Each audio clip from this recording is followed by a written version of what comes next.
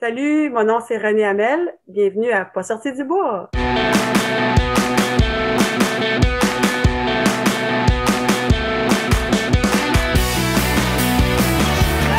messieurs, votre gagnant, c'est 110 km! Si tu commences à te sentir bien en courant un ultramarathon, fais-toi-en pas, ça va passer. Grand champion du 125 km! Je tiens à remercier la belle gang de NAC qui est partenaire depuis les tout débuts du balado. Si t'es un athlète d'endurance, il faut absolument que tu essaies leurs produits. Je vous niaise pas, c'est un game changer. Les barres Ultra Énergie ont le parfait ratio de 4 grammes de glucides pour 1 gramme de protéines, mais surtout, le goût est débile. NAC, c'est des produits faits par et pour des athlètes d'endurance. Hey, puis depuis l'année passée, ils ont même des produits 100% vegan. Ben oui, t'as le goût d'essayer ça? Va sur le nacbar.com, choisis les produits qui t'intéressent et entre le code promo pas sorti du bois pour obtenir 15% de rabais. PASSORTIDUBOIS. Merci NAC, puis je vous souhaite un bon épisode. Ouais, ben, on n'est pas sorti du bois, hein? Bonjour tout le monde, bienvenue à Pas sorti du bois, épisode numéro 32. Aujourd'hui, je suis accompagné de Renée Hamel, une coureuse, une coach, une skieuse de fond. On va pouvoir parler de l'Argentine, du Chili, du Népal. Bref, une coureuse qui a un parcours hyper intéressant. Salut Renée. Allô? Merci d'être là. Merci pour l'invitation. Écoute, je pense que ça va être une discussion super intéressante. Quand j'ai fait un sondage auprès de mes auditeurs, les gens me disaient René Hamel, invite-la. J'étais comme, je le sais, je l'ai déjà. On se parlait déjà à ce moment-là, mais quand j'ai demandé aux gens qui vous voulez que j'invite, j'ai reçu ton nom plusieurs fois. Je pense que tu as marqué beaucoup de personnes dans le monde de la trail au Québec, de par tes performances, mais de par le fait que tu coaches, tu es bénévole, tu es impliqué beaucoup dans les événements, tu as fait des levées de fonds. Bref, je pense que tout le monde sait qui tu es, puis ça va être super intéressant de jaser avec toi. Yes. Première question, la question fatidique. Qu'est-ce que tu bois, René? Un mocktail avec un genre de jus de gingembre puis du jus de mangue que Martin m'a fait. Cool. Bon, un petit drink funky. On est quand même mercredi soir, c'est parfait. Moi, de mon côté, j'ai une Zibeline de la brasserie Donham. La canette est super belle. Je la monte à l'écran. Donc, une bière de microbrasserie des Cantons de l'Est. Donc, amis des Cantons de l'Est, je vous dis cheers à vous. Cheers à toi aussi, René. Merci d'être là. Hey, cheers! Et merci à la gang de la boutique Cheers à Montréal qui m'a offert cette bière-là. Donc, les gens de Montréal, si vous ne connaissez pas Cheers, tapez ça sur Google, allez découvrir ce que c'est. Ils vont vous livrer de la bière chez vous. Vous pouvez commander vos bières de microbrasserie directement, puis avant 16 heures, ils la livrent chez vous. Donc, c'est super pratique. Bon, le talk de breuvage est fait. Maintenant, on peut rentrer dans le vif du sujet, René. Parle-moi de toi, parle-moi de ton parcours, de ce qui t'a amené dans le monde du sport, mais dans le monde de la course à pied et de la trail. Yes. Je suis née à Ottawa. Je cours depuis que j'étais une petite fille. Je faisais des 100 mètres, 200 mètres. Puis à 14 ans, j'ai fait mon premier demi-marathon avec mon père. C'est mon père qui m'a beaucoup initié à la course. J'ai couru à l'université, j'ai fait du ski de fond aussi. Puis après, j'ai planté des arbres pendant 10 ans. Fait que j'ai pas fait autant de sport. Puis après, j'ai recommencé à en faire du ski de fond. Des genres de lopettes là, à la Gatineau Lopette, c'est un 50 km. J'ai fait une couple de fois. Puis c'est ça. En 2009, j'ai eu une séparation qui a été difficile, puis qui a amené des changements que je suis tombée plus dans la performance, puis plus trop dans l'équilibre. C'est ça. Je faisais beaucoup de ski de fond. Je faisais beaucoup de surtemps au travail pour payer ma maison. Un petit trouble alimentaire que tu sais je voulais pas prendre de poids, j'avais perdu du poids, je mangeais le minimum. Fait que ça a été un moment peut-être 2009 que j'ai commencé à peut-être faire plus de la compétition. Ça a dû être un genre d'échappatoire pour me valoriser ou que ça faisait du bien. Puis là, après, en 2010, c'est là que j'ai commencé la trail. J'ai fait ma première sortie, première compétition ou sortie de trail même, je pense que c'était le 21 du XC de la Vallée. OK. Puis j'ai tellement, j'ai beaucoup aimé ça. Puis dès ce moment-là, j'ai comme mis la course sur route de côté. Puis c'est ça, j'ai continué là-dedans. j'ai embarqué avec le club de trail de coureur nordique. J'ai commencé à coacher avec eux autres en 2013. Je continue à coacher avec eux autres, ou en tout cas le club quand il y a lieu. Puis en 2015, c'est là que il y a le 125 Arikana qui a sorti. Fait que je me suis lancée dans ce défi-là. C'était encore l'entraînement, c'était pas que c'était nouveau, mais c'était quand même nouveau pour moi. Puis à cette époque-là, tu sais, je trouvais ça hot. Ben c'est hot de monter le Mont-Saint-Anne 3 fois. Ben, à cette époque-là, c'était la grosse affaire là. Puis pour moi, fait que c'est ça. Puis depuis 2015, j'ai fait d'autres sorties. 2014, il y avait le marathon du Mont-Blanc qu'on avait fait en voyage avec Jean Fortier puis une gang d'amis. Ça a été vraiment spécial.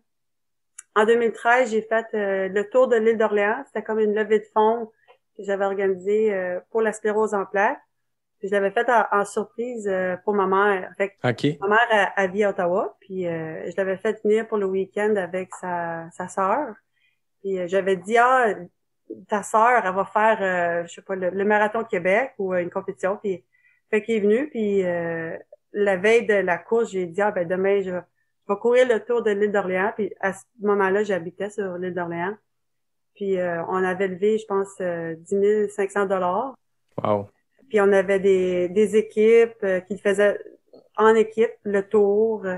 Fait que ça avait été un beau moment. Pour les gens qui sont pas de Québec, qui connaissent pas l'île d'Orléans, ben, qui connaissent de nom, mais côté performance, c'est quand même 67 km, je pense, faire le tour de l'île à la course. Oui. Une bonne sortie d'asphalte. Oui, oui. Mais tu sais, c'était parfait. J'avais un ancien ami, un coureur, là, Jeff Gosselin, qui m'avait accompagné pour la première moitié en vélo. Okay. La deuxième moitié, c'était mon père. J'avais toujours un peu peut-être du monde qui courait avec moi des tronçons. Puis quand j'arrivais à la fin des feux de circulation de l'île, là je voyais ma mère au loin, puis je courais vers elle, elle courait vers moi. Fait que ça avait été un beau moment. C'est un beau trip, c'est un méchant défi physique, mais de le faire aussi pour une cause, puis de ramasser, comme tu disais, plus de 10 000 $, c'est impressionnant aussi. Là. C'était pour quelle cause que tu l'avais faite? La sclérose en plaques. OK, pour la sclérose en plaques. Aïe, aïe. 67 km, comment t'as filé ça autant d'asphalte? Parce que tu disais que tu avais un parcours de coureuse de route. À un moment donné, là, tu as bifurqué vers la trail. Là, de repartir là-dedans puis de faire autant de kilomètres sur asphalte. Comment ça s'était passé? Bien. Tu sais, j'avais été... Je pense que ça m'avait pris 6h15. Tu sais, c'était ma plus longue distance en 2013 que j'ai fait ça. Puis, je pense que j'avais déjà fait un marathon. Fait que, tu sais, le but, c'était de le faire puis de pas me blesser, là, pour pouvoir courir plus tard. Fait que c'est déjà dans ton ADN, la course. Tu parlais de ton premier demi-marathon à 14 ans avec ton père. C'est quand même jeune. Souvent, les gens se mettent à la course un peu plus tard et tout ça. Là, dès 14 ans, tu étais sur le demi-marathon. Est-ce que ton père, c'était un coureur, c'est un marathonnier? Oui, il a fait, je pense, deux marathons.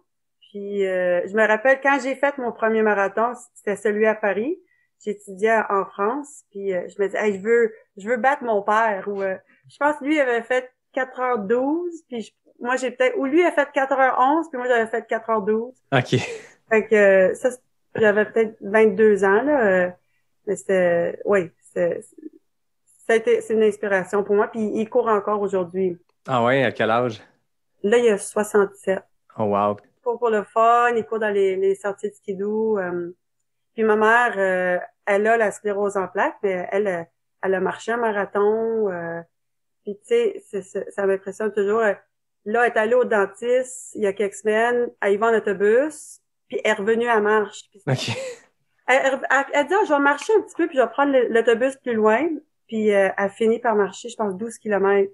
Fait que c'est une inspiration aussi parce que c'est des fois, je vais avoir des idées ou je me dis, quel tel défi, ça serait le fun à faire, puis why not, puis ouais. D'avoir des modèles comme ça, est-ce que tu disais oui, ça motive, ça inspire, mais tu sais, quand tu es dans le creux, dans un ultra, d'avoir un père qui court encore à 77 ans, qui est en forme, une mère qui se bat contre, tu sais, une maladie. Est-ce que c'est quelque chose est-ce que tu te nourris de ça justement pour avancer autant dans la vie que dans une course? Oui, ben tu sais, je les vois comme des inspirations ou des modèles. C'est eux autres qui m'ont beaucoup amené les valeurs, qui m'ont encouragé. Oui, c'est sûr que tu sais, je vais penser à ma mère, je me dis tu sais, si j'ai mal ou si je suis fatiguée, je me dis t'es chanceuse. T'es chanceuse de pouvoir courir puis de pouvoir faire ce que t'aimes. Ben oui. Tu parlais de ta première expérience de trail quand tu parlais du XC de la vallée, le 21 km. Est-ce que c'était la première fois que tu courais en trail ou t'avais une préparation un peu dans les sentiers? Non, c'est pas mal ma première course en trail. Tu sais, j'avais fait ça avec des espadrilles de route.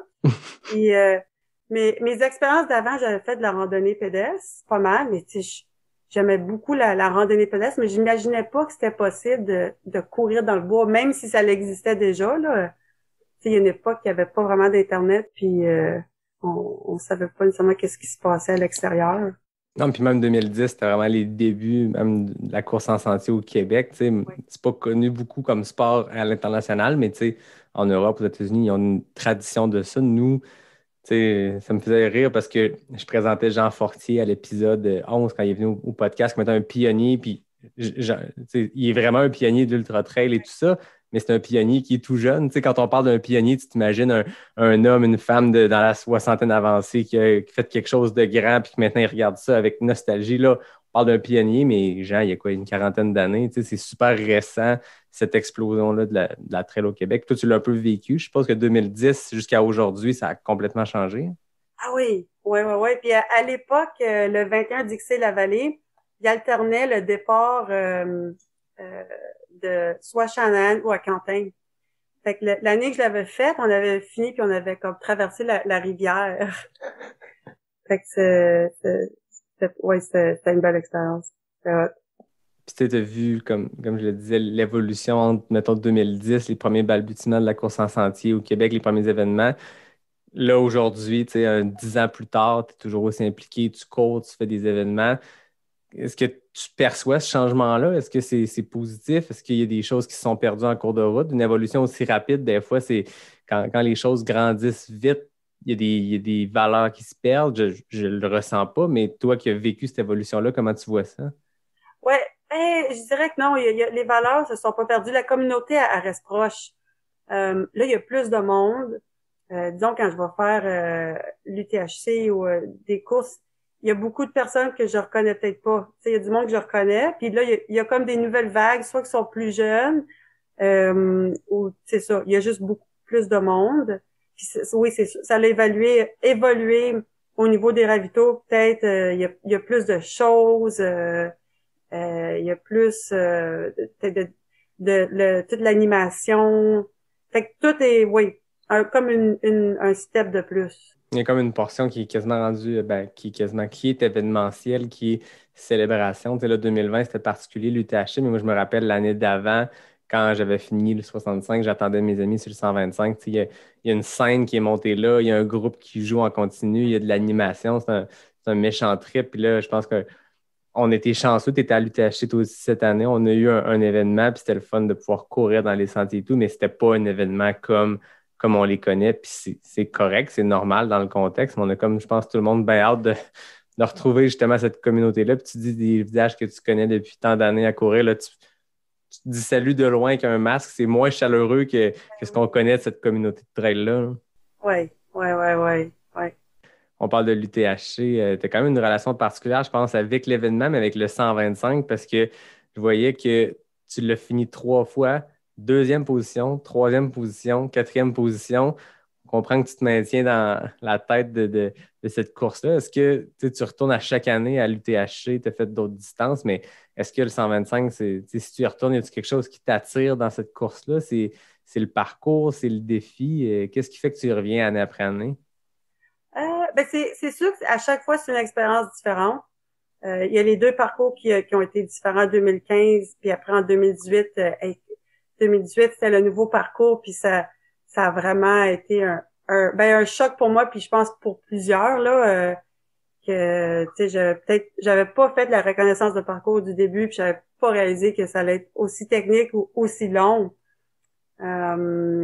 Pourquoi j'y retourne? Ben, ouais, c'est un bel événement. C'est une course aussi avec North Face. Alors, je suis présente là à chaque année. J'ai fait le 10 km aussi une année, le 28 il y a longtemps. Puis si je participe pas, ben j'essaie d'être bénévole. Ouais, mais je dirais c'est ça. À chaque fois, ça a été différent là. 2015, ben c'était la première fois que je faisais une aussi longue distance. Puis je me souviens, tu vois les kilomètres là, puis je me rappelle avoir vu la pancarte 42, puis j'étais comme, hey, j'ai mal partout. Puis je me dis, ça se peut pas que il me reste un marathon puis que j'aille mal de même. Je me dis, hey, c'est pas sain faire ça. Je devrais, hey, je le refais plus. Puis après, ça c'était en 2015. Je pense 2016, j'avais fait le 80. J'avais rencontré Martin, mon copain, puis je me suis dit, je vais faire le 80. Il va m'accompagner pour la fin. On va le vivre ensemble. J'avais encore trouvé ça dur.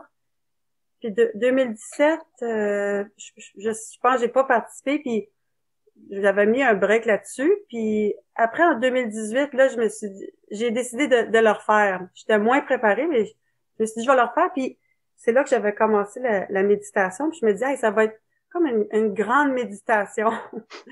je le percevais d'une autre façon. Puis cette fois-là, j'ai vraiment eu plus de plaisir. Tu sais, le corps, il a une mémoire. Même si ça faisait quelques années que j'en avais fait un ou que j'étais moins entraînée, il sait qu'il a déjà été debout pendant 17, 20 heures. Fait que c'est ça. En 2018, ça s'était mieux passé. Puis l'année passée, ouais, c'était spécial avec le masque au début. Il y a un côté que je trouve le fun quand dès qu'on est parti en petite batch. Ça avait une ambiance quand même tranquille au départ. Mais je suis partie avec les élites que c'était peut-être pas le meilleur move pour moi parce que ça part vite. Puis je courais puis je me disais, hey, c'est très bien que tu vas pas faire cette vitesse-là à la fin. Je me dis là tu brûles tes cartes là, tu es dans le danger zone. Fait, je me disais ok, tu sais. Puis à la fin, tu sais, j'avais moins de fight là pour ouvrir. Fait que tu sais, c'est des apprentissages. Cette course-là, ça a bien été. Je suis très contente. Puis j'apprends que bon, oui, partir peut-être fort. Ouais, faut la question de est-ce que je peux courir cette vitesse-là à la fin. Je pense, tu sais. De bien évaluer pour réajuster puis pas trop jouer mes cartes au début. Non, puis je pense qu'on est dans un sport où il y a ça qui est difficile, puis on l'entend souvent quand les gens augmentent de vitesse ou augmentent en fait pas de vitesse, mais de distance, donc la vitesse doit changer un peu. Tu sais, quelqu'un qui est habitué à faire du 50, puis à un moment donné, il décide de doubler la distance, d'aller faire du 80, tu peux pas partir à la même vitesse, par exemple, que tu partais sur un 50, puis c'est dur de trouver son rythme dans un ultra, puis je pense que ça vient avec l'expérience et l'entraînement parce que tu le sais que, je lisais un article scientifique sur le sujet puis il disait que 15 secondes par kilomètre de moins que ce qui devrait être bon va t'hypothéquer plus tard. Si toi tu te dis, moi, il faut que je cours ma course, pour toi, fais 125 km pour avoir du fun, faut que je vise un genre de, c'est dur rentrer avec les montées-descentes, mais une moyenne de 6 du kilo. Mais si pendant 10 km, tu es un peu plus rapide que ça, ben, tu vas te faire ramasser dans le détour plus tard. Puis c'est sournois 15 secondes par kilomètre. Là, c'est dur à percevoir quand tu fais ta sortie sur route. Fait qu'imagine entre elles avec des montées et des descentes. Mais je pense que ça vient avec l'expérience de trouver son pace. Mais c'est un méchant défi. Et puis ça me rassure en même temps de t'entendre parler, de dire que tu apprends encore après autant d'expérience de course. Pour moi qui est plus nouveau dans ce sport-là. Mais en même temps, ça me dit, OK, on continue tout le temps. Puis il n'y a jamais rien d'acquis finalement. Ah oui.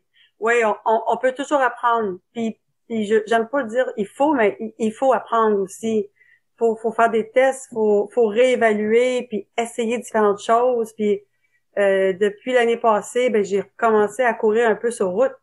en 2018, ou 2019, j'avais fait le 65, puis j'ai réalisé, c'est quand même roulant, puis comme au 110 QMT, il y a un bout que tu cours sur le chemin avant d'arriver à Saint-Tite, puis j'ai trouvé ça tellement dur parce que c'est plat, puis dans ma tête, c'est plat, j'ai pas le choix de courir, mais je m'entraîne pas beaucoup sur route, fait que je suis pas habituée de courir sur le plat, fait que tu sais, j'ai vu là, c'est important d'en faire de la course sur route, puis les intervalles, puis Mais non, c'est ça. Puis tout bon ultra a sa portion un peu roulante, quelque part, que ce soit une portion de chemin de bois ou justement une portion de route. Puis c'est là que tu peux gagner du temps, puis c'est là que tu peux en perdre aussi. Puis peu importe si tu te bats pour un temps objectif dans ta tête ou pour une position, peu importe, dans tous les cas, si les sections roulantes, tu ne réussis pas à ouvrir un peu la machine, puis que tu décides de la marcher ou d'être vraiment piteux, ben, c'est sûr que ça a un impact, tu sais, sur ton chrono total. Puis c'est là que des fois, quand les gens fixent des objectifs, ils le dépassent. Moi, je sais que ça a été ça cette année sur le 125. Je visais vraiment un sub 20 heures. Bon, les conditions avec bouette et tout, finalement, je me suis ravisé un peu. Puis je visais ça pour le fun, là. En ce moment, je ne l'ai pas atteint, fait que c'est parfait. Ça me donne une raison d'y retourner dans quelques années. Mais à un moment donné, avec les conditions, j'ai vu en début de parcours, OK, je ne vais pas me fighter pour ça, puis je ne vais pas maintenir un pace dans lequel je ne suis pas à l'aise juste pour cet objectif-là. Par contre, je l'ai senti, moi, après les hautes-gorges. Tu sais, quand c'est une portion roulante, tu sais, entre les hautes-gorges puis le premier petit ravito d'eau, je me rappelle pas, c'est jet bleu. Tu sais, c'est un 5 km que tu peux rentrer dans ton pace de 5 km de route. Là. C'est un chemin de bois, puis ça avançait pas. Puis je me dis, ben, OK, il aurait fallu que j'aille du jeu à cet endroit-là. J'aurais peut-être sauvé pas mal de minutes là. Puis après ça, tu sais, le dernier 60 d'Arikana, il y a des bonnes portions roulantes, tu sais, les chemins de terre et tout. Il faut que tu puisses ouvrir la machine à ce moment-là. Puis là, encore là, je dis ouvrir la machine. Je me battais pas pour une position, c'était vraiment juste pour moi, mon objectif que je m'étais fixé. Et qu'en le faisant, je sais, OK, quand je vais leur faire Arikana dans quelques années, le 125, je sais c'est où les endroits où je peux aller couper des bons chunks de temps considérables qui vont avoir un impact sur mon chrono. Là. oui. Ah ouais, exactement. Puis de reproduire ça en entraînement. Exact. On apprend. C'est ça. Tu disais tantôt qu'il y a eu un moment où tu es tombé plus en mode compétitif puis tu t'es un peu oublié, toi, là-dedans. Est-ce que ça t'a servi? Tu dis que c'est à ce moment-là que tu as peut-être découvert justement la course puis t'as poussé à tes limites. Là, je comprends qu'avec le temps, tu as peut-être rééquilibré, mais d'avoir atteint on dirait, ce sommet-là de forme et de compétitivité, mais en même temps, de ce que j'en comprends, une espèce de down aussi, parce que c'était une période difficile. Est-ce que ça te nourrit pour aujourd'hui, la compétitrice, la coureuse que tu es? Oui, c'est sûr que ça a été un peu un événement déclencheur. Tu sais, ça a duré pendant 1 an que j'étais dans le déséquilibre, mon déséquilibre, à trop faire de tout, pas manger ici, trop de ski de fond, trop de surtemps. À un moment donné, je pense que j'avais une relation avec quelqu'un de le fun là, qui était normal, puis j'ai recommencé à manger du fromage, puis j'avais du fun, puis j'ai tout arrêté pendant peut-être, je sais pas, 2-3 mois. Puis je me suis remis à manger des choses que je mangeais pas. C'était rendu, j'avais pris, je pense, 20 livres dans un mois. C'était rendu que j'étais dans mon camion des postes, parce que je travaille pour Poste Canada comme facteur. Puis je mangeais du Nutella puis du beurre d'arachide avec une cuillère. Oh wow! C'était les lunchs. Fait que tu sais, après un bout, tu t'écœures, là. Puis je suis tombée un peu plus dans l'équilibre. Mais tu sais, dans le fond, ça m'avait appris comment peut-être plus prendre soin de moi ou prendre soin de moi, puis ouais, pas comment dire l'équilibre, parce qu'après j'avais revécu comme la même situation que quelqu'un qui était plus en amour avec moi. Puis là, je me dis, hey non, je veux tellement pas revivre ça, ça a tellement été difficile. Puis j'ai allumé puis j'ai réalisé, ok, c'était difficile parce que moi, je m'avais mis ça tellement difficile. Fait que là, tu sais, j'ai continué mes entraînements, mais j'étais peut-être plus à l'écoute de moi. Puis, tu sais, avant, si je m'avais dit 2 heures de ski de fond, c'était 2 heures. 1h57, c'était pas assez. Tandis que à ce moment-là, ben, j'ai peut-être plus lâché prise. Puis comment ça me sert aujourd'hui? Ben aujourd'hui, c'est sûr que j'essaie de la quête de l'équilibre ou de maintenir mon équilibre à moi. Fait que de porter attention à toutes ces affaires-là que je retombe pas trop à gauche.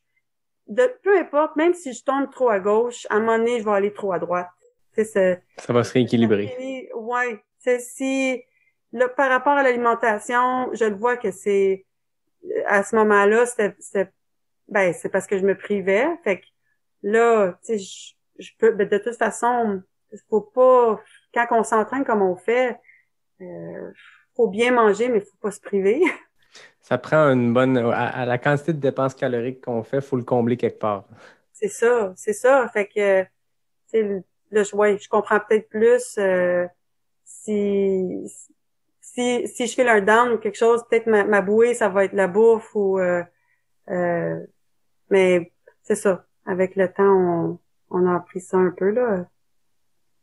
Ben, c'est normal, c'est des apprentissages. Il faut comme vivre ces creux-là pour peut-être apprendre pour la suite. Puis, comme tu dis, de ta première fois que c'est arrivé à ta deuxième, tu avais déjà compris des choses, de ce que je comprends. Puis, on est des humains, tu sais, des fois, c'est comme l'excuse, on est humain, mais oui, puis on fait des erreurs ou on fait des choses qu'on ne devrait pas, puis on apprend de ça. Puis, la fois que ça arrive suivante, ben, peut-être qu'on gère la situation différemment. Puis, c'est là qu'on se dit, OK, des fois, on ne se rend pas compte qu'on a appris quelque chose jusqu'à temps que ça réarrive, tu fasses, ah, ça s'est mieux passé, donc j'ai dû apprendre quelque part à travers l'histoire. C'est ça, tu sais, c'est intéressant. Des fois, la vie, elle nous ramène des choses qu'on n'a pas compris pour mieux le travailler, mieux apprendre, puis ouais. Est-ce que cet équilibre-là impacte aussi la façon dont tu coaches tes athlètes? Parce que je l'ai dit rapidement en ouverture, mais en plus de courir et de faire des compétitions, en plus d'être facteur, tu es aussi coach pour des athlètes. Est-ce que ça fait partie des conseils que tu leur donnes, cet équilibre-là? Puis comment tu leur transmets ces apprentissages-là? Oui, absolument. Tu sais, j'essaie d'apprendre à connaître un peu le monde avec qui que je coach. Tu sais, la première rencontre, on va facilement passer 1 heure et demie à parler, voir les forces, les faiblesses, l'objectif. Puis voir, c'est ça, surtout peut-être les faiblesses par rapport à l'objectif, puis de couvrir un peu toutes les sphères. Oui, il y a la course, mais il y a qu'est-ce qui se passe dans ta tête quand tu cours, est-ce que tu dors, c'est quoi ton niveau de stress, tu sais, sans nécessairement poser ces questions-là, mais d'avoir un fil un peu de la personne pour voir qu'est-ce qu'on peut, comment qu'on peut la faire évoluer, pas juste nécessairement avec tu vas faire des intervalles ou du dénivelé. Fait que oui, c'est quelque chose. Puis tu sais, la trail, ben comme on plein le pratique, c'est une façon aussi qu'on apprend à se connaître.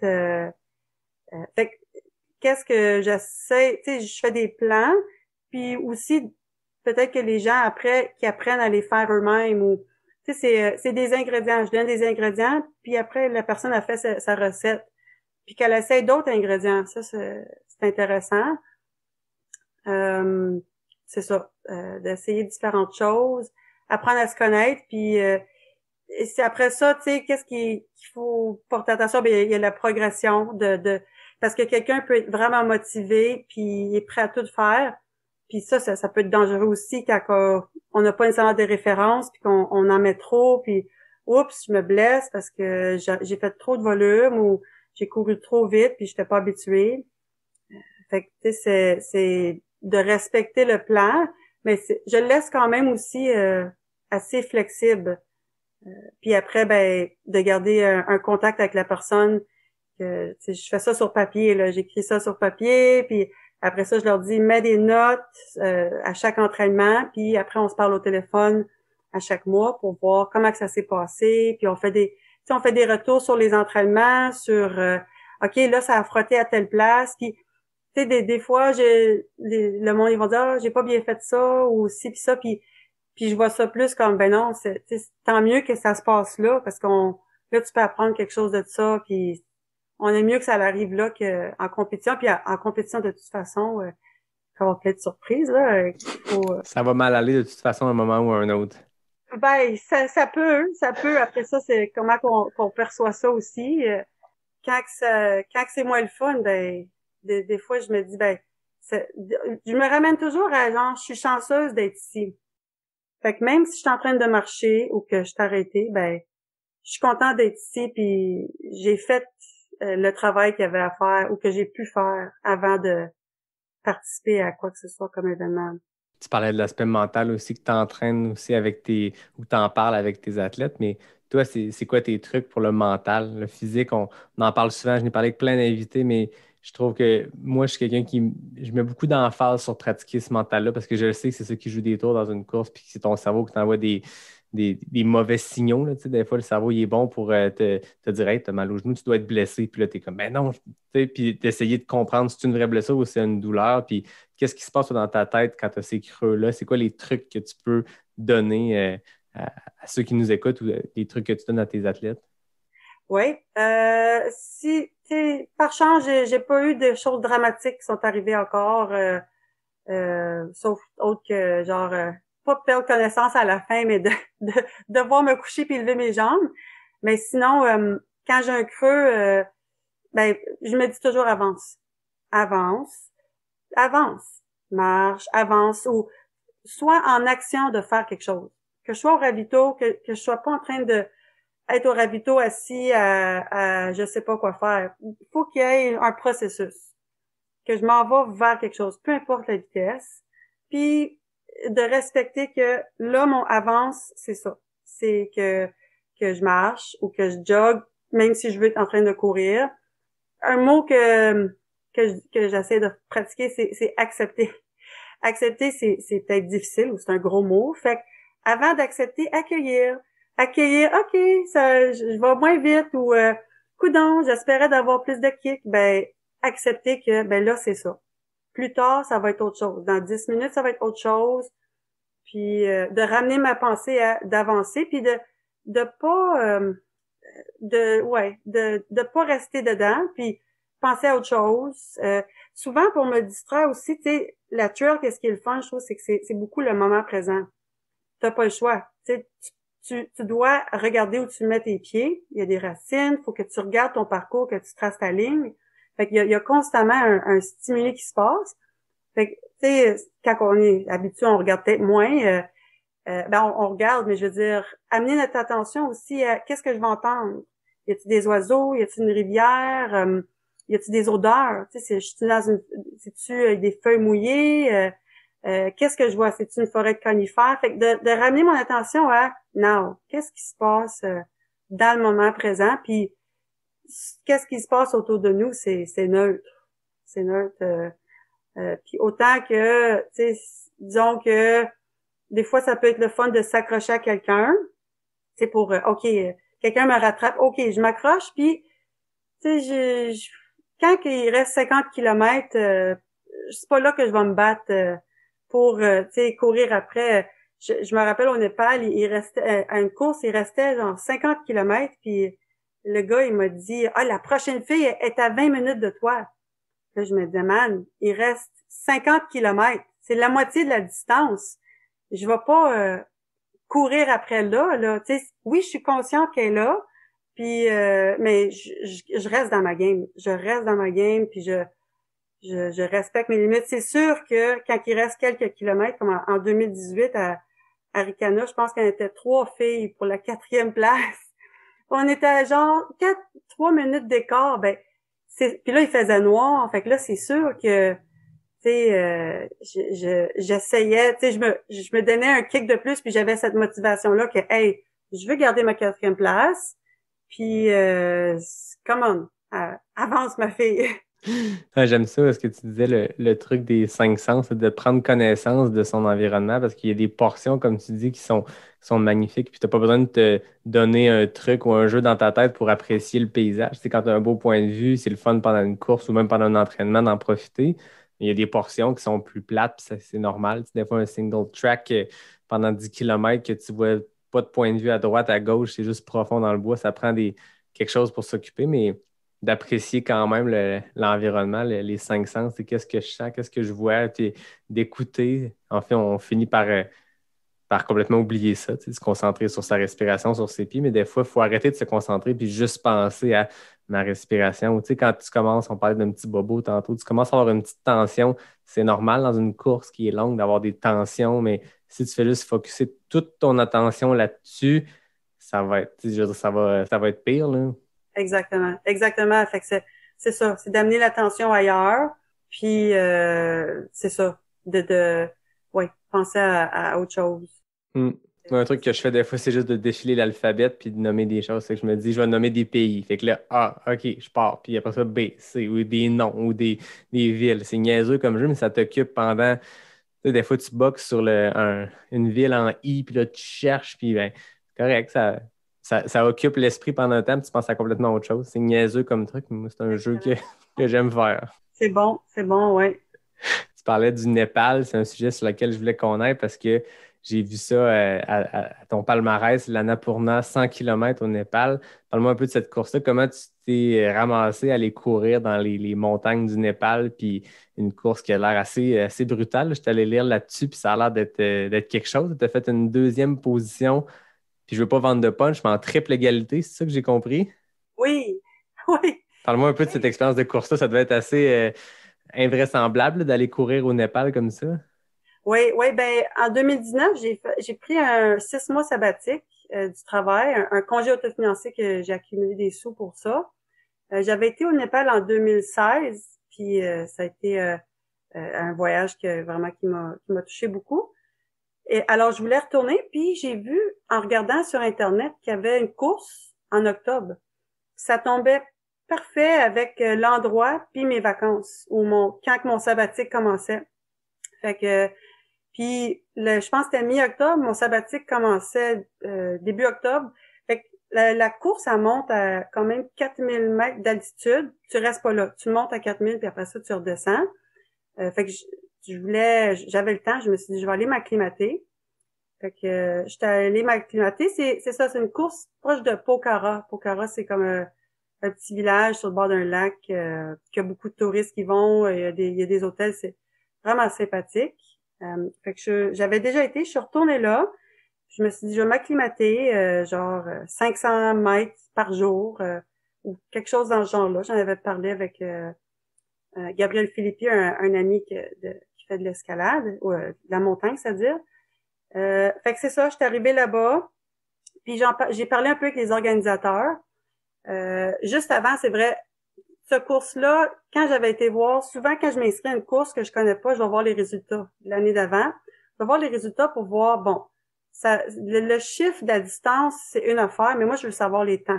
Combien de temps que ça prend est-ce que je suis prête à courir en tant et tant d'heures? Puis, j'avais contacté la fille qui l'avait gagné, ou une couple de personnes pour avoir leurs impressions. C'était quoi tes difficultés? Puis, qu'est-ce qui a été payant pour toi dans tes entraînements? Puis la fille, c'est ça, qui l'avait gagné, je pense qu'elle avait fait en 26 heures. Puis il y avait peut-être 15 personnes qui ont fini la course sur 40.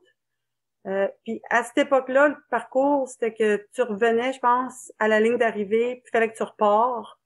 C'est pour ça qu'il y a eu beaucoup d'abandon, comme c'est peut-être commun. Cet aspect-là m'inquiétait pas, mais la fille, elle m'a raconté que c'était assez perdu, et puis parce que c'était pas super bien balisé. Et les chiens lui ont couru après, puis elle a vu un tigre.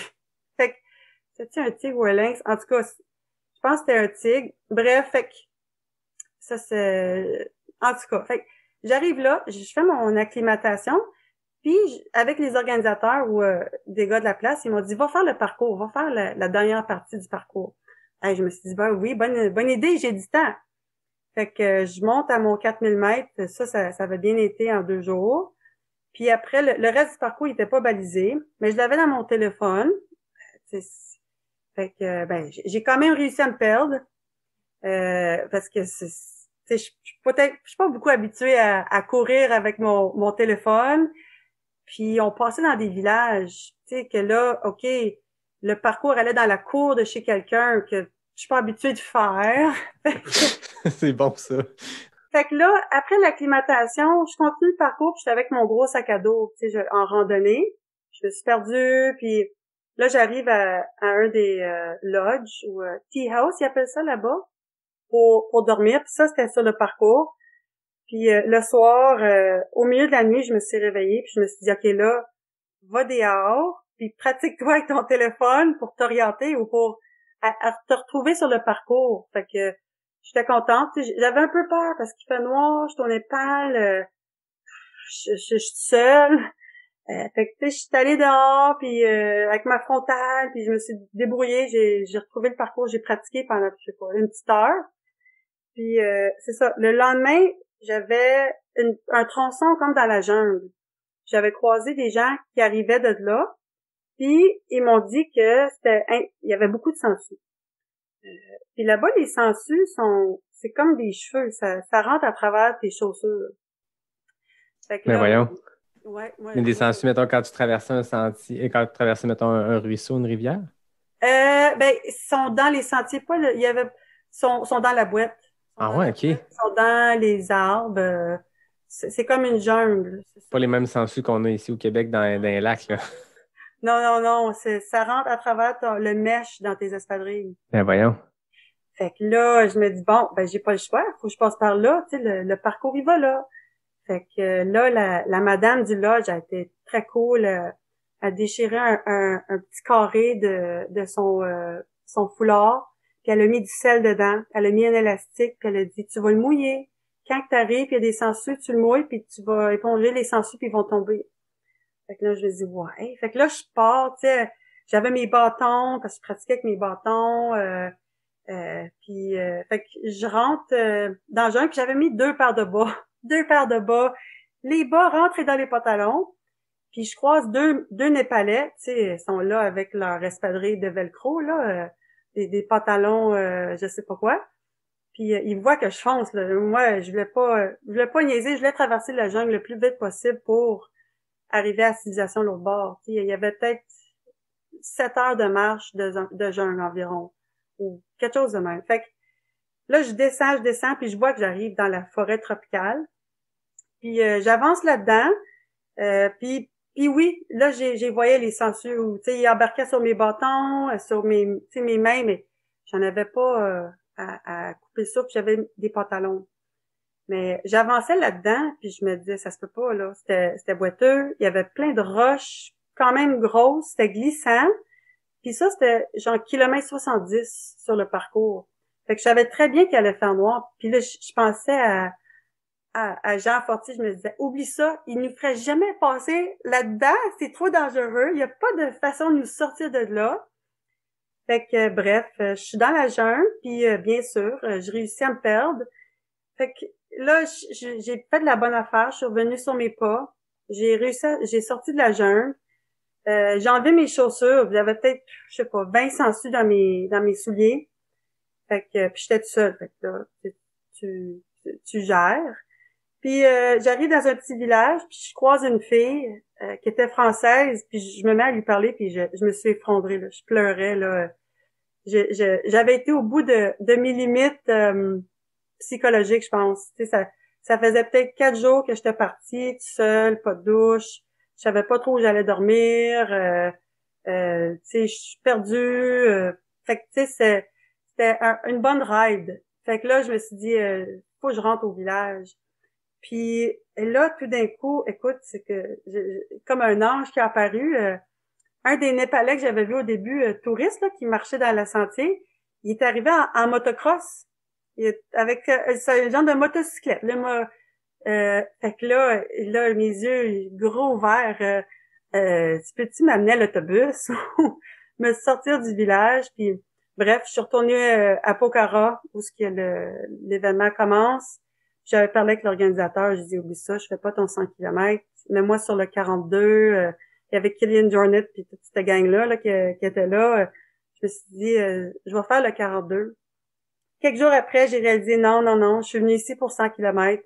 Je fais le 100 km. Fait que là, puis mon approche pour cette course-là, c'était, je me disais, tu sais, quand t'arrives qu'il va faire noir, mets-toi avec quelqu'un. Mets-toi ou, tu sais, regroupe-toi avec quelqu'un. Puis c'est ça que j'ai fait. Tu sais, environ, c'est ça, il a commencé à faire noir à kilomètre 60 peut-être. Puis là, j'ai repogné une fille, elle était fatiguée. Puis on a repogné, c'est ça, 3 personnes. On était un pack de 4. Puis, tu sais, ça me tentait pas d'affronter, de me perdre à Noirceur, au Népal. Fait que j'ai pris l'option, on le fait en gang. Qu'on s'est entendu, on le finit ensemble, à moins que quelqu'un abandonne. Puis, fait que là, c'était plus mode compétition. On allait à la vitesse du plus lent. C'est sûr qu'il y a des bouts que moi, j'aurais aimé ça avancer plus. J'étais vraiment préparée physiquement. J'avais fait le 110 QMT plus tôt dans l'été, qui avait bien été en préparation. Mais le but, c'était de le finir. Puis la position ou le reste, c'était un détail. Puis c'est ça, on l'a fini 4 personnes ensemble. La course, je pense qu'il était 5 heures du matin. C'était ça, 100 kilomètres pour peut-être 24 heures d'effort environ, là. Ça a commencé fort, puis ça a fini en une belle randonnée de marche. J'aime le fait que c'est la reconnaissance de parcours quelques jours avant qui a été encore plus éprouvante que la course elle-même. Oui, puis tu sais, la réussite là-dedans, c'est que malgré que les sangsues sont venus à bout de moi, je passais par-dessus, puis je me suis dit, gars, vas-y, là, puis je le savais très bien quand j'étais dans la jungle, puis qu'il y avait les sangsues, puis on avançait, on marchait, puis tu sais, moi, j'essayais juste d'être en action le plus possible, puis je me suis dit, gars, c'est pas mortel. Puis qu'est-ce qui avait été bon? J'avais rencontré une femme quand j'avais fini mon petite expédition de sangsues, puis elle m'avait dit après comment qu'elle avait été en Inde, puis qu'elle avait été dans un temple, je sais pas trop, puis il y avait plein de souris sur ses pieds, puis tu sais, là-bas, c'est comme normal, puis elle dit des sangsues, il y a rien là. Puis après, tu te mets à y penser, ben c'est vrai, c'est pas dangereux, il y a rien de mal là-dedans, c'est psychologique, tu sais, c'est de passer par-dessus. Ouais, c'est l'image que ça projette aussi, que c'est une bébite qui rentre à travers tes bas, qui suce ton sang, mais concrètement, comme tu dis, c'est pas mortel. C'est ça. Il y a une méchante aventure quand même. Oui, c'est un beau souvenir, Puis à refaire, tu sais, si j'y retournerais puis je referais une course de même, ben là, tu sais, j'aurais peut-être un petit livre de plus dans mon sac pour genre, OK, fais-le tout seul. Fais-le tout seul ou essaye. Surmonter ses peurs. C'est ça. Aïe, aïe. Non, c'était intense quand même, là. Dans le fond, tu parlais de Kilian Jornet, je pense que ça, c'était comme la finale de la Golden Trail Series qu'il faisait sur le 42. OK, c'était la même année, la même édition. C'est ça. Ouais. C'était le fun parce que c'était une course qui avait pas trop de monde, puis t'avais toutes ces élites-là qui arrivaient un après l'autre dans les montagnes. Eux autres, ils faisaient leur course vendredi, la veille de notre course. OK. On a pu les voir puis leur parler facilement. Ah, c'est cool. Les auditeurs, s'il y en a qui veulent voir des images de cette course-là, justement, j'étais allé taper le 100 km et tout, j'avais pas réalisé que c'était le même que le 42, mais il y a des superbes vidéos où je suppose que les plans de vue qu'on voit de l'Himalaya puis de ces sentiers techniques-là dans le 42, tu avais ça aussi dans le 100 km. Fait que si René vous a accroché avec cette course-là, allez voir la Golden Trail Series, ils ont fait une vidéo sur cette course-là, puis ça a l'air magnifique, là. Ouais. Tu parlais tantôt de méditation. C'est un sujet que j'ai pas parlé beaucoup avec mes invités, mais je pense que on voit beaucoup de coureurs, des athlètes d'endurance qui font du yoga, de la méditation, tu sais, ces activités-là qui sont comme en complément, je pense, de leur sport. Parle-moi un peu de la méditation, je pense que tu en fais. Oui. Après mon premier voyage au Népal, je me suis comme ouvert à ça. J'ai une amie, Claude, qui est très spirituelle, puis elle m'avait parlé d'un cours Vipassana. C'est un cours de 10 jours de méditation. Puis je me suis dit, hey, ben pourquoi pas, tu sais, je m'occupe de mon corps, je vais aller m'occuper de ma tête. Fait que j'étais allée faire ce cours-là, puis ça la première fois, ça a été la chose la plus dure que j'ai faite de ma vie, là, au-delà de courir 100 à 200 kilomètres, peu importe. T'es 10 jours dans le silence, que tu parles pas, t'as pas de téléphone, t'as rien, puis tu médites pas mal 10 heures par jour. Wow. Tu sais, puis là, je le fais à chaque année, ce cours-là. Ça fait 4 fois que je le fais, puis il y a une évolution. Tu sais, la méditation, qu'est-ce que moi, ça m'amène surtout, c'est apprendre à observer. Ou apprendre, c'est d'observer. Observer. Puis plus que j'observe quelque chose, moins que je vais être dans la situation ou dans l'émotion. Fait que c'est une façon de un peu apprendre aussi à se connaître. La première fois que j'ai fait ça, je pense que j'ai pleuré à chaque jour, puis je sais pas pourquoi. Puis tu penses que tu te connais parce que oui, j'aime du chocolat, j'aime aller courir. Puis après tu réalises, ok, wow, je suis dans la performance ou je suis dure sur moi. Puis à travers ces moments, à travers la méditation, on voit certaines choses. Le dernier cours que j'ai fait l'année passée, mon 4e cours, j'étais allée voir la prof, puis tu sais, ça faisait 3 jours sur 10, puis je voyais là que j'ai pas de fun. Je reviens à chaque année, mais c'est dur, j'ai pas de fun, puis c'est ça, j'ai de la misère. Puis j'étais allée la voir, puis tout de suite en lui parlant, j'ai réalisé, coudonc, je suis assis sur mes fesses à rien faire. Qu'est-ce qu'il y a de dur là-dedans? Laisse aller, là. Puis j'ai réalisé comment que je suis dure sur moi, tu sais, en sport, peut-être à ma job ou dans mes relations, puis même en méditation. Je peux être compétitive. Tu sais, la 2e année, c'était ma 2e année, puis il m'avait mis juste en face de la prof. On est peut-être 60 dans la salle de méditation. Puis je voulais pas bouger parce qu'après jour 4, quand t'es assis pendant 1 heure dans la salle de méditation, puis il faut pas que tu bouges. Tu y vas 3 fois par jour pendant 1 heure, puis je me battais tellement fort à pas bouger, puis j'en arrachais, là. Que là, j'ai réalisé, hey, t'es pas obligé de te battre. T'es pas obligé de te battre, puis gars, si tu bouges, tu bouges. Il y a personne qui t'évalue ou qui va te chicaner, t'es là pour toi. Il n'y a pas de gagnant, de perdant.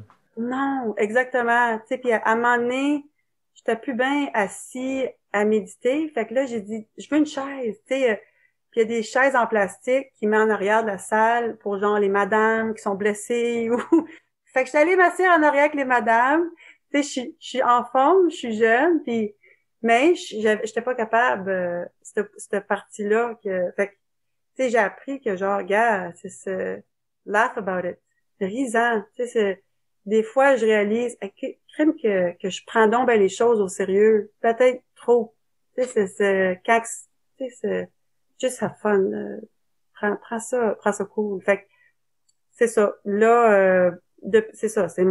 J'essaie d'y aller à chaque année parce que j'apprends là-dessus. Puis quand tu finis le cours, comment tu te sens, t'arrives pas là avec des problèmes. T'as pas besoin d'aller suivre ce cours-là pour nécessairement parce que t'as des problèmes, mais quand t'en ressors, la façon que les bénéfices ou comment tu te sens, ça s'explique pas ou ça se compare pas à peu importe les courses. Puis fait que je continue à pratiquer à chaque matin. Je vais méditer 1 heure dans la chambre. Fait que je m'assis, je ferme mes yeux, puis j'observe. Puis j'observe, j'observe, OK, qu'est-ce qui se passe dans ma tête? OK, mes pensées vont vers faut que je fasse ci, faut que je fasse ça, oublie pas ça, puis ou telle personne m'a frustré ou puis la méditation ça m'apprend aussi, OK, j'observe ces choses-là, mais de pas nécessairement être pris dedans. Puis si je vais être pris dedans, puis ça l'arrive, c'est sûr. Je vais être pris dedans peut-être pendant 4 heures au lieu de 6 heures. Ou tu sais, en méditant, c'est ça, ça m'amène à être moins en réaction, puis de comprendre aussi que tout ce que je vis ou mes émotions, ça part de moi. Il y a l'environnement extérieur ou des événements qui vont arriver que là, je vais avoir une émotion ou que ça soit de la joie ou de la frustration, de la peine, ça part de moi.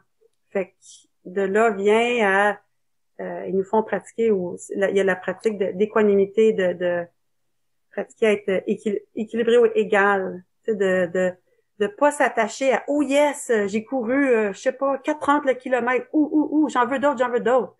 Tu sais, des fois on est souvent dans j'en veux d'autres ou oh non, ça j'aime pas ça. Push, je veux pas revivre ça. Fait que plus que je peux être égal, moins que je vais vouloir quelque chose, que ce soit une piscine, une maison, un char, que genre oh non, pas elle, pas lui, tu sais, d'accepter les choses. Apprendre à faire la paix avec ton environnement. Oui, puis tu sais, c'est aussi la façon qu'on perçoit les choses. On perçoit tout quand il pleut. Je veux pas dire tout, mais ça joue sur le moral. Fait que, tu sais, c'est des conditionnements qu'on a qu'on a. C'est telle affaire, les dents croches, c'est pas beau. Ou j'ai un cheveu dans la soupe, c'est dégueulasse. Ou, tu sais, c'est tout. Tu sais, mais quand le cheveu est sur ma tête, c'est pas dégueulasse. Tu sais? Fait que, mais en tout cas, fait que c'est de plus avoir nécessairement une association. Il y a quelque chose qui arrive, puis tout de suite, on va à une association. Oh, ça c'est pas bon. Elle a crié. Oh, ça, c'est pas bon, ou c'est bon. Tu sais, tout de suite, on va le mettre dans une boîte. Tu sais, des enfants, je trouve que c'est un bon exemple. Jeunes, là. Tu sais, ils vont voir un papillon, puis ils vont être émerveillés. Nous autres, on voit un papillon, puis ben oui, il y a rien là. J'en ai vu plein de papillons. On voit plus les détails, on voit plus comment ils bougent nécessairement. Fait que ouais, de peut-être de moins avoir des réponses automatiques. Mais ça revient un peu avec ce que tu disais aussi tantôt par rapport à tu sais, quand tu es dans le bois longtemps puis d'observer autour. Est-ce que ça devient de la méditation, ça, de prendre conscience de l'environnement dans lequel tu es puis de prendre le temps d'observer? On en voit des millions des sapins dans notre vie, mais des fois, quand on en regarde, puis je me rappelle d'une fois, j'étais dans le désert de l'Arizona pendant une course, puis j'étais dans le creux, puis je me suis mis juste à regarder les cactus, puis de me dire à quoi il me faisait penser. Puis dans ma tête, c'est parti sur un délire, mais ça m'a occupé pendant des heures parce que, lui, il m'encourage, il a les bras dans les airs. Mais non, c'est un cactus qui monte vers le haut. Mais tu sais, de prendre conscience de son environnement, c'est quelque chose qui t'est venu, ce que tu me disais tantôt comme truc, c'est venu de la méditation? Oui, oui. La méditation, c'est être dans le moment présent. Puis vraiment d'être dans le moment présent, fait que, puis de pas être ailleurs. Puis la trail, c'est le fun pour ça parce que t'as pas le choix d'être concentré où tu mets tes pieds. Fait que t'es beaucoup dans le moment présent. Fait que oui, la méditation, ça m'aide à être dans le moment présent, puis accepter les choses comme ils sont, puis de savourer le moment que je suis dedans. Surtout quand durant une course, quand je me dis demain, là, it's over. Je peux pas revivre ce moment-là. Puis quand c'est difficile, sur le moment, OK, c'est difficile, mais quelques jours plus tard, on regarde ça puis on est comme waouh, ouais, c'était hot ça, tu sais, je suis contente que j'ai surmonté ces kilomètres-là ou cette montagne-là. Fait que tu sais, c'est autant quand c'est le fun ou moins le fun, je me dis savoure-le là. T'as choisi d'être là, fait que vis-le ce moment-là, puis il va passer de toute façon. Tout passe. Comme en trail, puis comme dans la vie aussi, je peux être frustrée pour quelque chose, puis plus tard, quelques heures, quelques minutes plus tard, cette émotion-là, elle va avoir changé.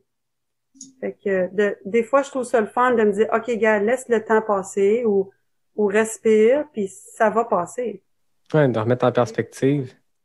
Il y a une phrase que j'avais entendue d'un de mes amis qui parlait de sa petite, puis je me rappelle pas qu'est-ce qui s'était passé. Elle s'était cogné le pied sur quelque chose, il l'avait accroché, elle avait mal. Puis il a dit une expression qu'on entend souvent, tu sais, elle s'en rappellera pas le jour de ses noces.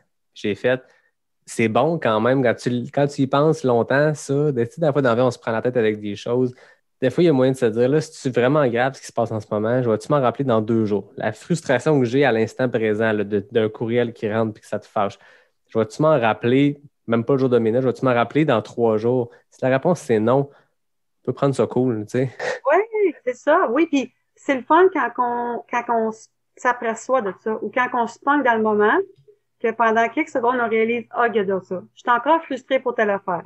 Puis, tu sais, des fois, ben, j'essaie d'en rire. Je me dis, bon, je suis encore frustrée de ça. C'est ça qui est ça. Tu sais, c'est le fun. Exactement comme tu avais dit, mon chum, j'aime bien ça. Il avait dit, il me dit souvent, c'est-tu grave ou c'est plate?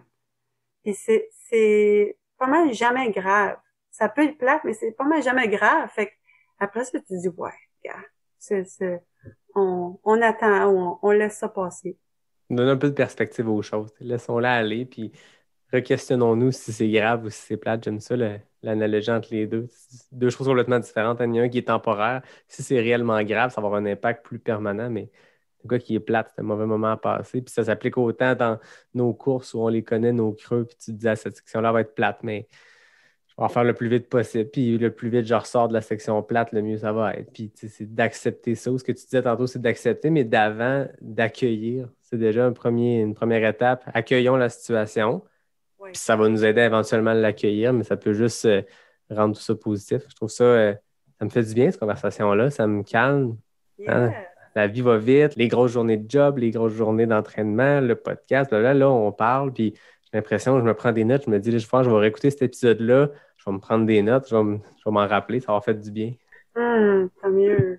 Des discussions comme ça qui motivent, qui craignent. Tu parles à une athlète qui te raconte une course pas possible, une anecdote, là, ça te craint, ça donne le goût de mettre tes espadrilles, sortir courir, puis il y a d'autres discussions comme ça qui font réfléchir, qui font remettre en perspective, puis je trouve ça super. C'est super intéressant ce que tu nous racontes. Merci de prendre le temps de partager tes apprentissages.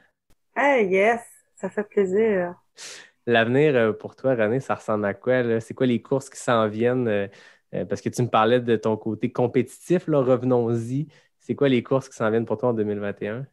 Ah, le 160 QMT. Oh! La journée qui a sorti, mon chum, il m'a appelé pour me dire qu'il a dit, ça va avoir lieu. Puis je me disais, comment que ça va avoir lieu? Le pont, la Mestashibo, il était ravagé quand il n'y a plus à Noël. Comment qu'ils vont faire ça? Puis bref, j'ai su qu'on va traverser en raft, puis ce parcours-là, je l'aime beaucoup. J'aime beaucoup la Mestashibo. Le QMT, c'est super bien rodé. Tout fonctionne bien. Puis en tout cas, c'est ça. Quand j'ai vu ça, parcours linéaire de A à B, je me suis dit, ah oui, ça serait mon premier 160. C'est la première édition. Hey, je peux pas manquer ça. Il y avait comme tous les astres qui étaient alignés. C'est ça que j'allais poser comme question. Tu as fait des 125 et tout. Ça va être ton premier 100 miles. C'est ça. Ça va être mon premier 100 miles. Je me dis, oui. Puis celle-là, je trouve que c'est intéressant comme ça serait vraiment le fun de vivre mon premier 100 miles au QMT. Ah, c'est trippant. À la maison, dans ta région. Oui. Oui. Je savais même pas que le Mestashibo, la rivière, on allait la traverser en raft. C'est cool. Ça fait vraiment Western State là, quand les coureurs embarquent dans le raft avec la veste de sécurité puis qui traversent pendant leurs 100 miles. C'est ça. Je pense ça va être ça pour toi aussi, j'imagine, pour le 110. Oui, normalement, on traverse Mestashibo de tous les bords. Exactement. Puis comment tu te prépares pour ce 160-là? Y a-t-il une différence dans ce que tu fais, dans ton volume, dans ton type d'entraînement, ou tu continues ce que tu faisais déjà? Un peu la même chose que je faisais avant, puis j'en mets une coche de plus. Là, on apprend ça 4 mois avant la course. C'est un peu comme du cramming là, en anglais qu'on dit avant un examen. Là, t'étudies beaucoup. Fait que là, j'essaie de rattraper ou de faire plus d'entraînement. Le dénivelé, je trouve que c'est vraiment intéressant dans la Pionnier. On a mal les premières fois qu'on va au Mont-Saint-Anne puis qu'on fait du dénivelé au quad. Puis à la fin d'un ultra, on a souvent mal au quad. Puis ça, c'est dû à les descentes. Fait que c'est ça, de faire des entraînements dénivelés. J'aimerais ça faire le total de dénivelé sur 2 jours. OK. Genre, en week-end choc peut-être. Puis c'est ça, faire des longues sorties. Puis ma faiblesse, c'est peut-être essayer d'améliorer ma vitesse sur le plat. Il y a pas nécessairement beaucoup de plats sur le QMT, sauf que c'est quand même une valeur où la vitesse pure, ça se fait bien sur route. Fait que de faire des sorties sur route, trail, des rangs, surtout là en ce moment, les trails vont être moins praticables. Ça, moi, ça me fait pas peur. Je vais faire des rangs ou plus de routes mélangées, plus de kilomètres aussi que je peux faire dans le bois. Fait que tu sais, c'est ça. Travailler un peu toutes les composantes, le dénivelé, un peu de vitesse sur route, puis avoir des week-ends qui a plus de kilomètres que qu'est-ce que j'ai fait les années d'avant. Non, c'est ça. Puis travailler la technicité aussi quand tu sais que tu t'en vas te mesurer au QMT. Tu sais qu'il va y avoir du technique à bien des endroits, puis ça se pratique ça aussi. Même Mestashibo, les gens de la région de Québec, ils l'utilisent beaucoup. Même je sais qu'il y a des gens qui allaient faire l'île de la Réunion puis qui étaient allés faire Mestashibo parce que justement, il y a un côté, c'est plus juste technique comme un sentier, comme les trails de la clinique du coureur peuvent être techniques. Mestashibo, c'est un autre niveau. Rendu là, tu fais c'est quoi les Américains disent du bouldering, là, tu sais, t'es comme quasiment en train d'enjamber des grosses roches, là. C'est plus juste de savoir où mettre tes pieds, là. C'est plus que ça comme côté technique, mais ça se pratique. Oui. Tu as fait quand même des courses internationales, des trucs super intéressants au Népal, Marathon du Mont-Blanc. Là, on parlait de ta saison 2021, mais as-tu des courses bucket list, des courses que tu te dis, celle-là, je veux la faire un moment donné ou tu y vas au feeling? Ouais, j'y vais au feeling. Tu sais, je suis peut-être pas attirée à les courses qu'il y a beaucoup de monde. Si on va faire un voyage, moi puis Martin, par exemple, on avait été au Moab, puis il avait trouvé qu'il y avait le marathon du Moab. Fait qu'on est allé faire le marathon du Moab ensemble là-bas. Fait que ça serait probablement genre, on fait un voyage, puis s'il y a une course en même temps où on va la faire. Ouais, j'ai pas nécessairement... la Hard Rock, c'est sûr qu'elle m'avait attirée parce que j'aime beaucoup qu'est-ce qui est technique. Puis ouais, quand j'ai regardé le documentaire sur le Barkley Marathon, ouais. Au début, j'étais vraiment vendue. Je suis comme, hey, c'est pour moi ça. Puis plus que je regardais, plus j'ai réalisé, ok, ouais, c'est pas réaliste. Mais il y a quelque chose là-dedans qui m'attire. C'est sûr que faire une backyard, puis d'affronter un peu, vraiment soi-même là. Tu sais, je trouve ça intéressant. Ça me dérange pas de courir en rond. Je serais curieuse ou intéressée de voir qu'est-ce qui va faire que j'arrête. C'est-tu parce que j'ai mal, parce que je pense que je me suis blessée, ou c'est quoi qui va faire que j'arrête. Fait que ça, ouais, une backyard. Il y a la backyard à Trois-Rivières que j'aime. Non, pas Trois-Rivières. C'est le Devil's Backyard, la gang La Chute du Diable. C'est ça, oui. Celle-là, j'étais inscrite l'année passée, fait que OK. J'aimerais y retourner cette année. Tout dépendant de comment que la saison se passe, là. Mais oui, backyard, ça, cette façon-là de faire m'intéresse. C'est une course que je pense que le mental prend encore plus le dessus parce que n'importe quel ultron, on le sait, le mental est important, il faut l'entraîner, il faut que ça soit en place. Puis c'est ça qu'il y a beaucoup de DNF qui sont causés par justement le cerveau avait lâché. Le mental ne suivait plus, fait que j'ai arrêté. On entend souvent ça. Mais là, j'ai l'impression que des backyards, c'est un peu de la torture parce que tu sais quand tu commences, mais tu sais pas quand tu finis. Tu sais, n'importe quelle course, tu parlais de ton 160, tu n'as jamais fait cette distance-là, mais tu as des référents, tu as fait du 125, tu sais comment gager ton effort. Tu te dis, si à 125, j'ai la gueule à terre, c'est faux pas, il faut que je me pèse différemment. Là, la backyard, il y a des éditions qui durent 24 heures, il y a des éditions qui en durent 72, tu sais, puis c'est le mental là-dedans, puis ça doit être vraiment particulier. Tu sais, quand tu es rendu deux athlètes à la fin, tu te dis c'est toi ou moi, puis on va continuer. Puis des fois, tu vois souvent les courses qui tombent deux assez rapidement, puis ils passent un autre 24 heures juste à deux à se recroiser à chaque fois à la ligne de départ, à la ligne d'arrivée. Puis ouf, ça doit être complètement débile. Oui. Bon, on va surveiller ça si tu fais la backyard cette année. J'ai comme le feeling que c'est le genre de modèle de course où tu pourrais arriver là puis battre tout le monde. J'essaie beaucoup de pas me faire d'attente. J'ai des objectifs, mais tu sais, au 125 l'année passée, je me disais, hey, je suis plus en forme, je vais battre mon temps en 2018 parce que je suis plus en forme. C'est la seule chose que je souhaitais. C'est la seule chose que j'ai pas eu. Ah ouais? Fait que c'est une chose que je vais dire au monde que je coach ou pour moi-même, en tout cas, surtout pour moi-même. Oui, des objectifs, mais pas d'être flexible. D'être flexible et des ajuster puis de OK, gars, j'ai fixé tel temps, puis je vois que je pourrais pas l'atteindre à cause de telle affaire, c'est pas grave. J'y réajuste mon objectif ou je reviens beaucoup à faire de mon mieux. Vraiment faire de mon mieux avec qu'est-ce que j'ai cette journée-là. D'être flexible dans les objectifs, j'aime ça. Je le comptais tantôt. Moi, mon 125, ça a été ça. Si tu mets un objectif, tu ne l'atteins pas, mais c'est pas grave. Il y a d'autres choses, des choses pires que ça dans la vie, comme on dit, mais je trouve ça intéressant. Être flexible sur ses objectifs. Puis oui, je sens que tu es une fille compétitive, tu te mets des objectifs ambitieux, mais si ça ne se réalise pas, tu sens deal with the flow, comme on dit, allons-y, puis garde, ça n'a pas bien été.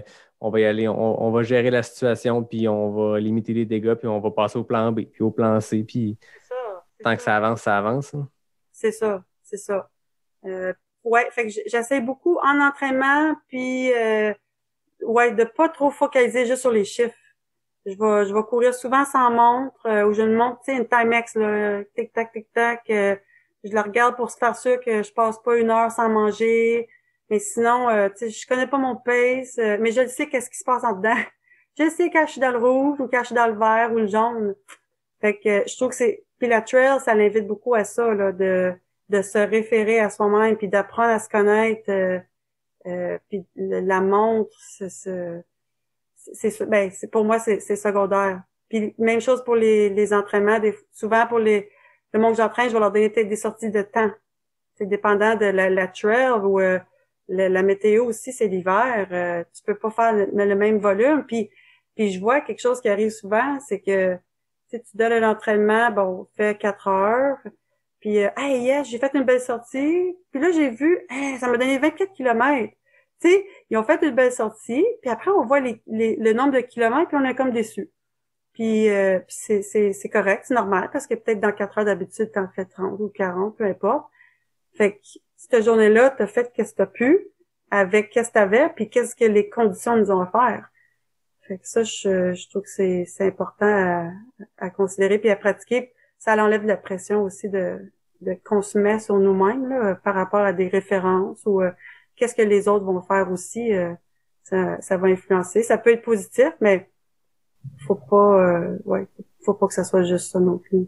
Ouais, puis il y a tellement d'éléments externes comme si la température impacte, que ce soit du froid ou même des fois du très chaud, ça impacte aussi ton ressenti. Puis comme tu dis, des fois, on sort faire une sortie, puis on a l'impression, hey, yes, ça a bien été, tu regardes ton pace, t'es un peu déçu. Puis d'autres fois, c'est le contraire. Tu te dis, ah, me semble, je suis comme, tu sais, l'expression, on entend beaucoup parler du pace du bonheur, là, je suis comme dans mon pace à l'aise. Puis finalement, tu regardes ta montre, ou, tu sais, moi non plus, j'ai pas de montre, mais je regarde le ciel à la fin puis je fais crème, OK, j'étais dans le piton finalement, mais la veille, au même pace, je serais mort. Puis là, cette journée-là, ça va bien, mais tu sais, je pense que c'est normal. Là, on est humain, puis il y a beaucoup de variations, puis il y a beaucoup de facteurs externes, le sommeil, la nutrition, l'état d'esprit dans lequel tu es.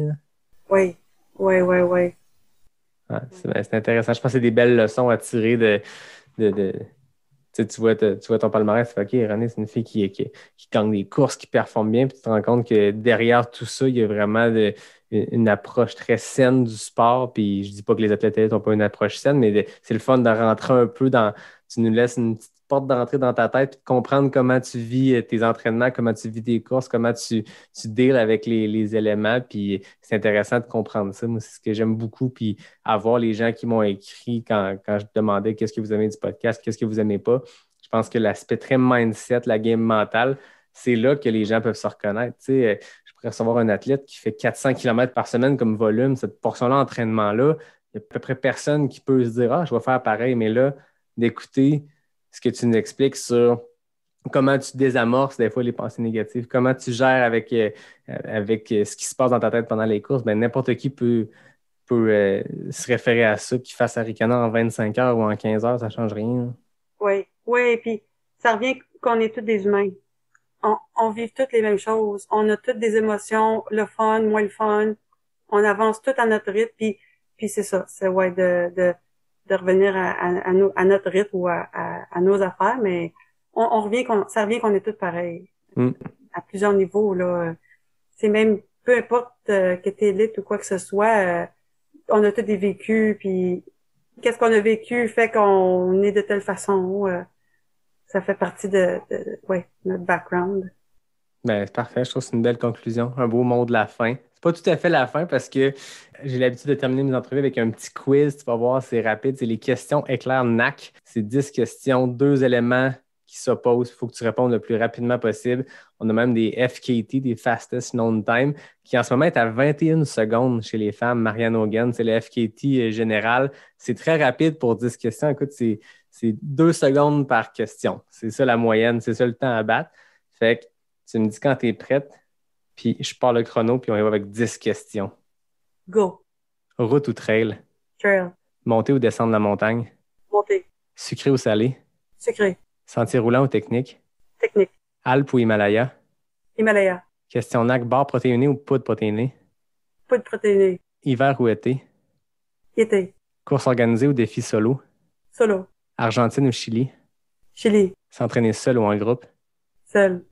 22 secondes. Ouh là là, deuxième meilleur temps ever.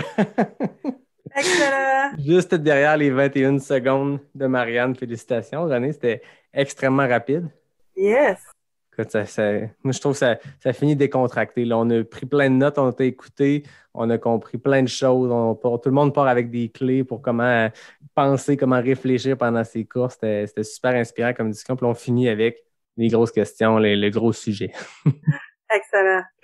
Merci beaucoup de ton temps, René. C'était très généreuse de ton temps. Puis, comme je l'ai dit, moi, je le sais déjà que ça va être un épisode que je vais recevoir plein de commentaires positifs. Puis, à quel endroit les gens peuvent te trouver? On parlait que tu coachais et tout ça. Facebook et puis renéhamel.com. renéhamel.com. Je le mettrai dans les commentaires ou dans les publications pour que les gens sachent où te trouver. Yes. Ah oui, puis je voulais aussi mentionner, c'est pour ceux qui écoutent puis qui ont du temps de libre le week-end du 1er juillet, c'est sûr qu'on a besoin de beaucoup de bénévoles au QMT. C'est tellement une belle expérience pour de vivre. T'sais, en participant comme bénévole, tu as juste envie de participer comme compétiteur après puis de relever un défi. C'est tellement beau de voir les gens, toutes les émotions qu'ils vivent. Alors, j'encourage les gens de venir nous encourager en étant bénévole au QMT. Ça serait génial de vous voir là. Tout à fait. Très belle invitation. C'est toujours le fun d'être bénévole. Puis, comme coureur, on le sait à quel point c'est nécessaire, c'est essentiel à ces courses-là. Il y a des gens qui tiennent à bout de bras ces événements-là, mais on oublie souvent ou on mentionne jamais assez l'équipe des bénévoles qui font que ces courses-là ont lieu. Fait que, j'invite souvent les gens en disant on ne peut pas s'inscrire à toutes les courses, mais si ça vous tente d'aller passer puis de vivre un événement, vous n'êtes pas obligé de le courir puis de vous mettre un dossard. Vous pouvez aussi aller le vivre de l'intérieur comme bénévole, puis c'est un méchant beau trip. Exactement. Un gros merci à toi, René. Merci, comme à l'habitude, à David Hébert qui signe le design graphique du podcast, à mon ami Fred Desroches qui signe le thème musical. Puis merci à toi, René, d'être venu jaser trail, méditation, voyage, Népal. C'était fascinant. Yes, très bel échange. Merci à toi, Yannick. Merci, puis à tout le monde. Je vous dis à bientôt pour un prochain épisode de Pas sorti du bois, le podcast 100% trail.